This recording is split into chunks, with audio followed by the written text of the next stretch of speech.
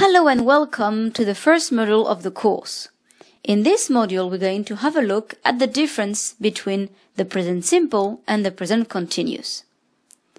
Have a look at the table with sentences with present simple and present continuous. First of all, we're going to have a look at the sentences using the present continuous. The first line is a positive line. I work at home, he watches TV. So the verb in English in the present simple never changes, except in the third person, you add an S or ES. In the second line, you will see the negative form. She doesn't study now, we don't text in class. So we use don't or doesn't before the verb, and the verb never changes either. The third line is the question form. In the question form, you need to add do or does in the third person.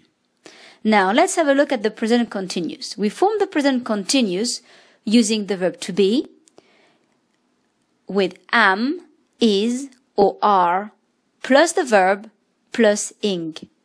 For example, I'm working at home, he is watching TV. So the word order will be in a positive sentence. Subject plus the verb to be plus the main verb, plus ing.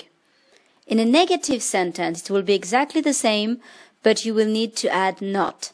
So it will be subject, plus I'm not, or are not, or is not, plus the main verb, plus ing. And in a question form, you will need to change the verb to be and the subject. So you will start with the verb to be, then the subject, then the verb, and finally ing. So we use the present simple to describe something that is always true. It is common to use these words with the present simple. Sometimes, usually, every day, often. For example, we would say, I usually get up at 7 a.m. We use the present continuous to talk about an activity happening right now at the time of speaking, or a temporary activity happening around now. Now, let's have a look at the second table with the ing forms. So depending on the verbs, you will need to add ing or to make some changes. For example, if the verb ends in e, you will need to remove the e and to add ing. For example, take, taking. If the verb ends with the vowel plus a consonant, you will have to double the consonant. For example, run, running, or swim, swimming.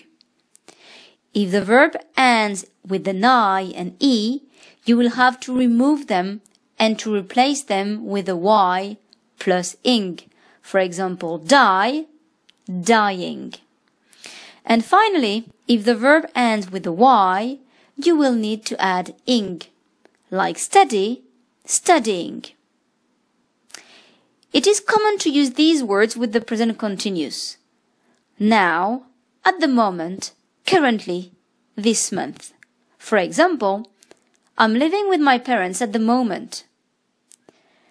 Be careful, because some verbs are not usually used with continuous tenses, such as the verb to be, to know, to like, to love, to understand, and to want. These verbs are called state verbs. For example, you would say, I want to go to bed now, and not, I am wanting to go to bed now.